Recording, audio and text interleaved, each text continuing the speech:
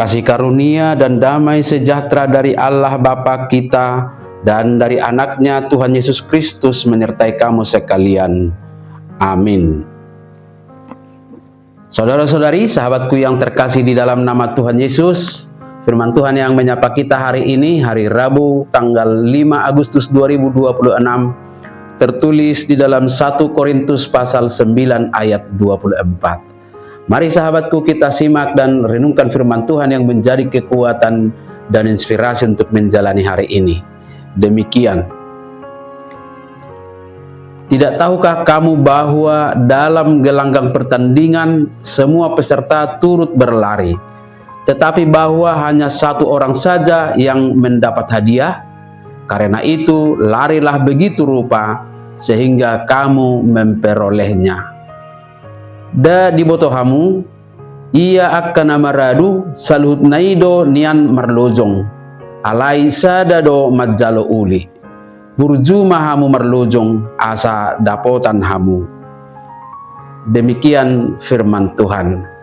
Saudara-saudari, sahabatku semua di dalam nama Tuhan Yesus, perjuangan iman para pengikut Kristus digambarkan oleh Rasul Paulus seperti peserta lari, atlet lomba di gelanggang pertandingan yang harus berjuang terus menuju garis finish.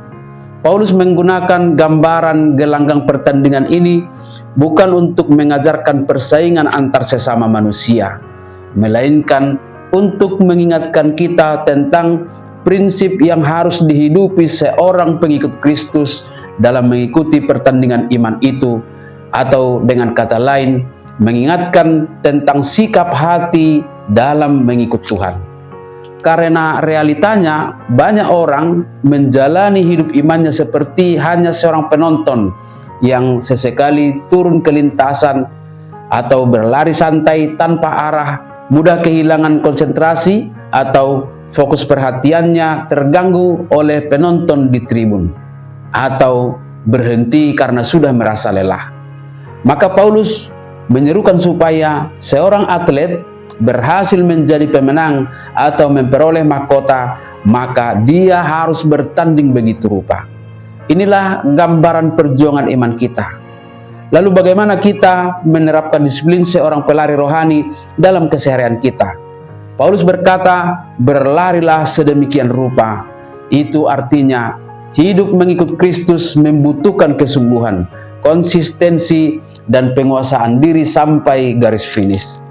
Maka secara praktis kita diarahkan yang pertama adalah untuk tetap fokus.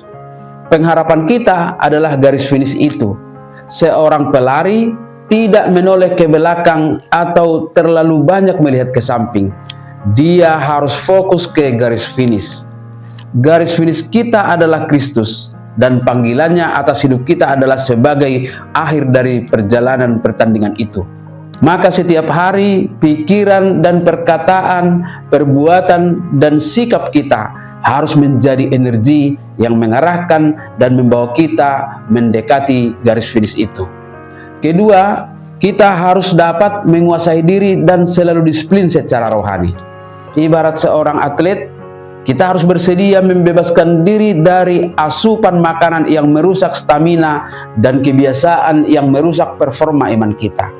Dalam kehidupan iman, kita harus berjuang menanggalkan beban seperti rasa malas, melawan kompromi kepada dosa, serta hal-hal yang berusaha mengalihkan perhatian kita. Sebaliknya, asupan nutrisi iman lewat doa dan perenungan firman Tuhan harus secara konsisten kita lakukan. Jangan pernah berhenti berdoa dan membaca firman Tuhan, sebab itulah kekuatan yang membuat kita disiplin secara rohani. Dan yang ketiga adalah kita harus konsisten sekalipun sedang mengalami kelelahan.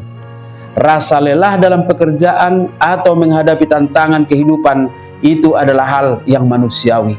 Namun mental seorang pemenang akan memilih untuk tetap berlari atau berjalan langkah demi langkah, bahkan saat sedang dalam kelelahan. Karena kita tahu hanya yang pertama sampai ke garis finish lah yang berhak menerima mahkota kehidupan itu. Amin. Selamat beraktivitas, Tuhan memberkati.